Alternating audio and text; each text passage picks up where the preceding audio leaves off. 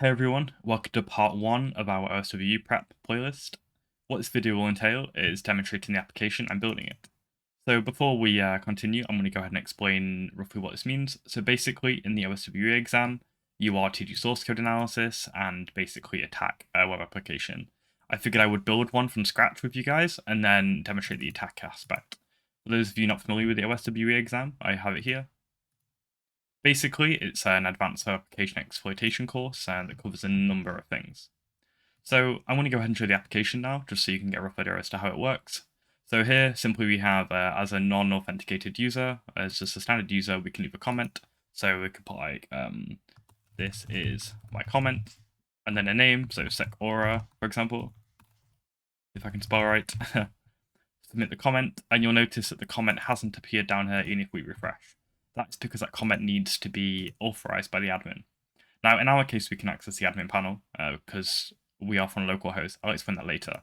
And we can see here that the comment has been made here, and we can go ahead and improve it. Go ahead back into blog, and we can see the comment is now there. And we can go ahead and disable it, and you see it has now gone. These are two example comments. These I don't have control over. Okay, so what will this entail?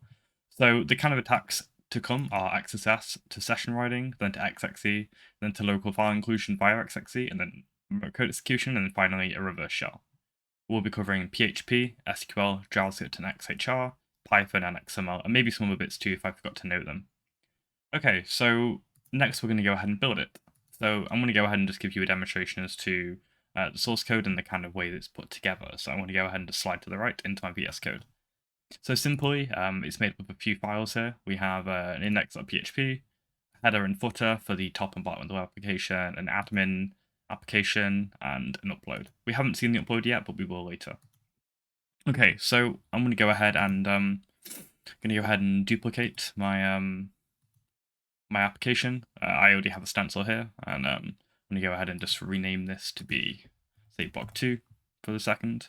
Go over to stencil. I'm going to go ahead and just copy this, paste it, go ahead and rename it to blog. Now, if we go over to our web app, we should now get a less interesting version of the application. Okay, so basically what that means is we, for example, can't really do much if we submit some content here.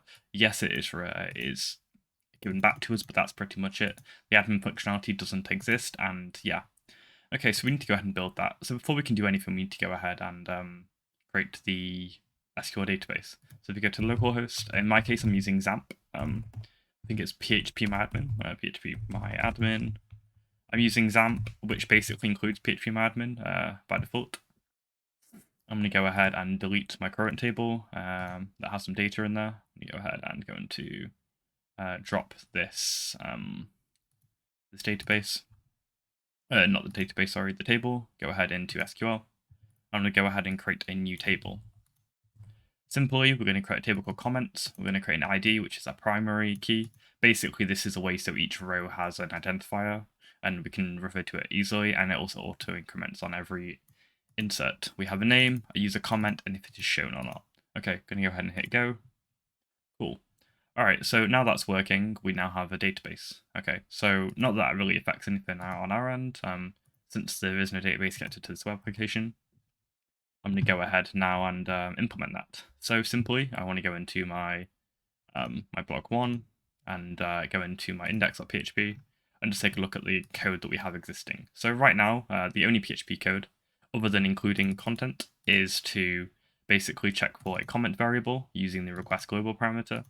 Basically what this means is if a request comes via post or get, it will just look for it and then paste it out. If I want to refer to specifically one of those, I'd say post, or I would say get.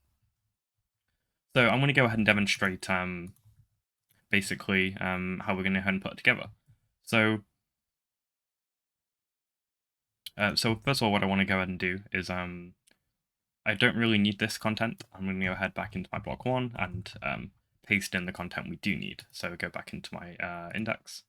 And really what we're looking for is to actually insert the comment given into it. So I have here include db.php. So actually before we can do anything, we need to go ahead and include the database.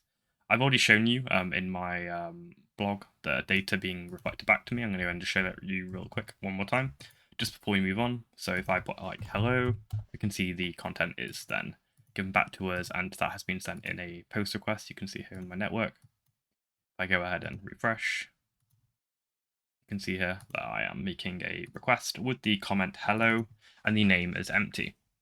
So basically, PHP is taking that comment and the value hello and then printing it back to the screen. Okay, so let's move on. So I'm going to go ahead and just delete this. Go into my back into my index down here, and I mentioned here we need to include a db.php. Okay, so let's go ahead and add that in there. The reason I've done this already is just to speed things up. So include db.php. What that means basically is it will include the database properties. So I'm going to go ahead and go over here and basically just copy this. Simply what this does is I create a function which has all the parameters. I'm using PHP admin, which means basically the password is null and the DB user is root. This is for development purposes. In a real environment, you wouldn't have this. Now I'm going to go ahead and copy.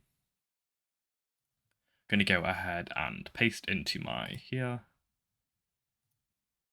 Okay, now when we include db.php, it should now work. Okay, so moving on, we want to go ahead and add in the next bit of code now. So we want to go ahead and copy this bit of code here. I'm just going to go ahead and copy this entire bit actually, so we can so we kind of keep it coherent.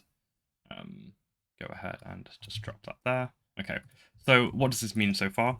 Basically, we are including the db.php file. What that means is it will it will include all the database parameters, the database, the username, password, and that kind of thing, and then also throw errors if it has any issues connecting. Okay, so moving on, what we want to go ahead and do next is basically create a connection using the function we defined in db.php. So simply, like I say, makes a connection and keeps it open for us for the moment. And then we want to go ahead and check for some parameters. So in PHP, the isSet function will basically check if a certain variable is set, as in if it is defined, if it exists. In our case, we're just checking is name set, is comment set, and kind of if it is, do some stuff. In our case, we're simply open up a connection. We're then using the query method within the connection object we created. You don't really understand this, but the point is that this will open up a query, and then we're simply just inserting directly into the database. Now, if you guys have done any like SQL stuff before, any like development, you're probably going to see there's something red flags. They're injecting the literal user content into the database as is. And yes, that is indeed injectable. However, it is in an insert statement, so it's a little bit more complicated than normal, but very, very much possible if you can figure out how it's working and escape using, say, inject, name, closing off the quote, closing off the bracket, and then some other query. But we'll leave that for the moment. The purpose of this web app isn't to exploit SQL injection, but I've left it there so you can if you want to. Okay, so moving on, we want to go ahead and test this out. So did it work? So if I go ahead back into my web app, go ahead and close these up here. We can see here, if we go and refresh this, actually we'll just make a GET request there.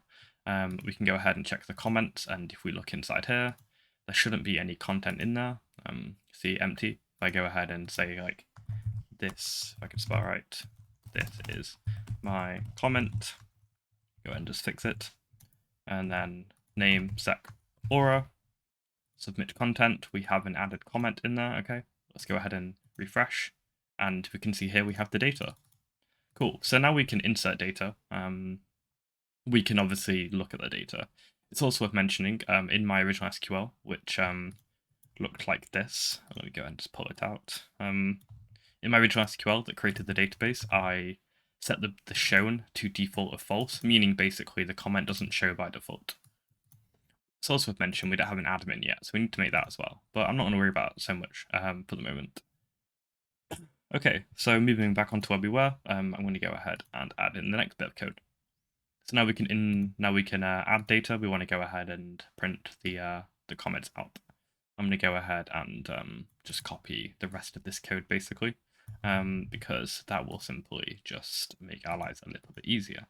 I believe it went like this. Let me just go ahead and check.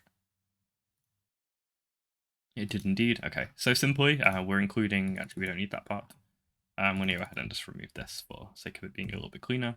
Okay, basically we're including the comments, and then we're saying we basically want to select the comments from, we want to select everything from the comments table where shown equals true. Basically saying, give me all the comments where shown is equal to true. We're then assigning that to the res variable, and then we're then grabbing the contents of that and then printing out. This is just simply HTML. It's just the way that PHP works. It's a little bit cleaner to just echo it like this. So this is just HTML basically for the formatting. You can actually like close off your PHP stuff and then then you can put your PHP stuff in here like that. But I find that might be a little bit hard for a beginner of PHP to read. So I kept it simple and basically just echoed it out in PHP. If you're familiar with HTML, you can kind of tell what's HTML and what isn't HTML. You can see here this is PHP. When I close off the single quote and use the dot to concatenate, and then basically close off. If we go ahead and paste now, not paste, if we go ahead and save, and then we refresh, we should now be able to read the comments. Go ahead and get requester here. Well, I say we should be able to read the comments, but obviously we don't have an admin panel to set that. So let's go ahead into our comments and just manually set it. I'm going to go ahead and just leave out of here, go to click here, go to edit, and then change this to 1. Hit go, refresh, and boom, there is our comment. Slight error potentially with the icon. That's not a problem. That's probably because I haven't. I probably missed something out. That's paint. I probably missed something out.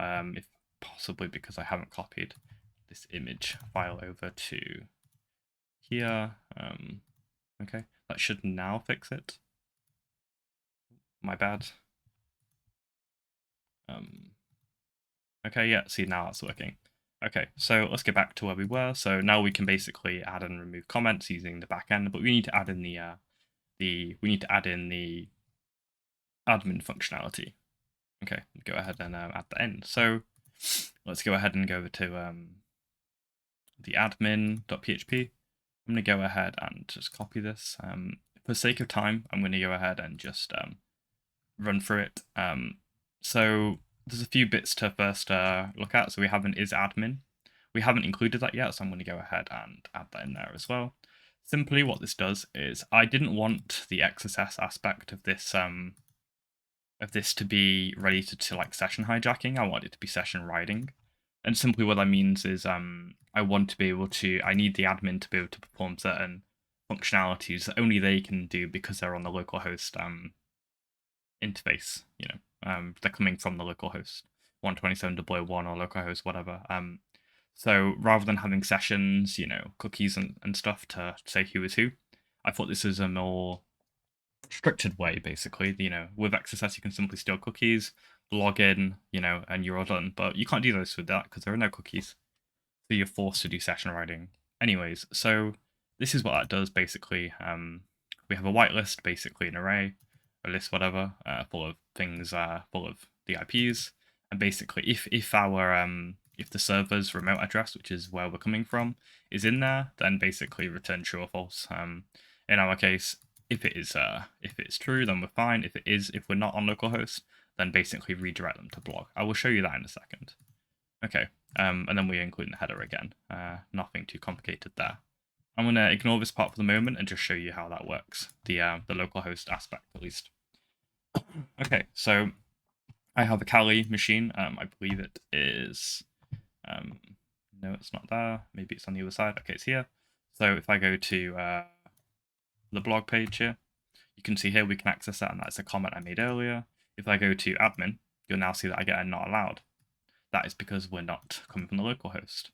Even if I browse directly to it, you can see we get redirected to not allowed. If I go back to my normal page, you can see that I can actually indeed go to the admin page. This bit of code here is a little bit advanced. We haven't got that far yet, so I'm going to go ahead and run through that. Okay, so this is just basically the top of the page, nothing really interesting there. We're including the DB file again, open up a connection, and simply we're just selecting all the comments. So basically set all of the columns from the comments and then print it out. This part may look a little bit daunting for those who aren't familiar with PHP, but simply what it does is it's echoing, first of all, the comment, so this comment here. Then if shown is 0, I've used 2 equal signs here, where basically it doesn't matter the type, so if false or 0 gets returned, then that is okay.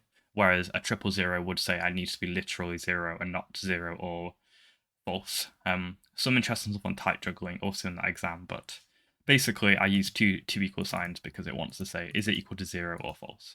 In our case, if shown is equal to 0, meaning it isn't shown, then print out the approve ID.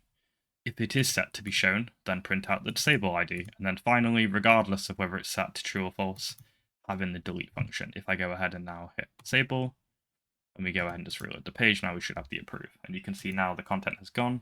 And if you look on the Kali 2, it should have gone as well. Make sense? Okay, so what do we want to do next? I think that's pretty much it in terms of the admin aspect. Oh, and this is also the SQL that handles it. Simply, when you click one of these buttons, it makes a simple request saying approve ID and then a value, and then if one of those is set, then it sets there's no complicated PHP code here. I'm trying to keep it as simple as possible and keep the code as minimal as possible so you can understand the intuition rather than thousands of lines of code that make it all safe and basically just lots of safeguards in there. This is just simple code. I want it to be simple. I don't want to overcomplicate it, so hopefully that makes sense. Simply, if this is set, then update the comment, set it to shown. If this is set it to 0 based on the ID, and then delete it based on the ID. It's also worth mentioning we're using the row ID as an identifier. That value increment on a per comment basis. If you see here, if I go to delete comment here, you'll see actually we have the delete ID 1 because that is the first comment in the database. Go back to blog and then go to, I know this is my comment, looks like subscribe by secora2 we can call it, submit, go to the admin, we can see here we have secora2 and then approve comment. If I go ahead and inspect, go to network and then hit the approve comment, you'll see a request is made to approve ID equals 2. Again, trying to keep it simple for the intuition. Okay, so that's pretty much it in terms of the admin functionality. And finally, there's an upload functionality. Now, this part is more used for the next part of the exploitation, but we obviously need to write it and understand what's happening before we can do anything. So again, we include the isAdmin.php file. This basically just says, they come from localhost, they're an admin. If they're not an admin. We have an upload page. I'll go ahead and show you that actually, just so you can kind of link the code to the logic. Not there. Go ahead to admin and then go to this upload button. It's kind of sneaky, but obviously, you have to try and find links in unlikely places. This is the upload thing. Basically, it's accepting some XML. And if you've done any XML stuff before, you can probably think, oh, XML entity injection. You're probably right. And it also mentions it here. Basically, we have a form to take the input and some an example of the acceptable data to be able to be sent, and then this basically checks if a file has been uploaded at all, and then we then use this bit of code here to extract the XML code and then print it out to the screen. You can see here if I upload, say, let me go ahead and upload, say, XML copy here. You can see here. If I upload image, you should see name Ryan, comment hello friend, and this would also work too. Okay, so that pretty much sums up that aspect of the upload. I think so, at least. It's also worth mentioning there's some additional functionality that you wouldn't be able to access normally. This isn't printed out to the user. A non-dev user who doesn't have access to the source code wouldn't know this existed. And even if they were to do, say, parameter brute forcing, where they basically just spam parameters, they'd have to know the name of the parameter and the password, which is, in my case, subscribe to Sakura, which, if you've got time, go ahead and subscribe. It would do me a great deal and give me more inspiration to more videos. Okay, so that's pretty much sums up the development side of the application. I'm going to go ahead and just run through it one more time. So we can add in a comment, say like my comment 2, go ahead and name it as subscribe, if I could spell right. subscribe, go ahead and submit comment. Comment does not appear. Go to admin, it does appear here. Approve comment. Go to blog, and you can see here it's added in there. The formatting has glitched here. I apologize for that, but it doesn't really matter. It's not a massive deal. Go ahead and delete, and then it is now gone. Okay, so now I've explained that, we can hopefully move forward and now start do the exploitation of the application. Hopefully this is helpful. I thought doing this video would give you an insight as to how the backend works. Of course, from a black box perspective, you wouldn't know, but it's nice to see the building of the application so we can go ahead and exploit it from a white box perspective and just understanding, obviously, what's happening from that aspect. All right, cool. I'm going to end it here. Go ahead and check out my next video where I go ahead and start the XSS intuition, move forward to session writing, and then there'll be another video on my XXE, and then the other two areas as well. All right, cool. So we've covered PHP. Next is JavaScript and Python. It's also worth mentioning we're going to build a Python application to dump the application using the session writing attack. So if you don't know what that means, go ahead and check my next video out. It will be in the playlist. Cool. Catch you later. Like and subscribe. Take care. Bye.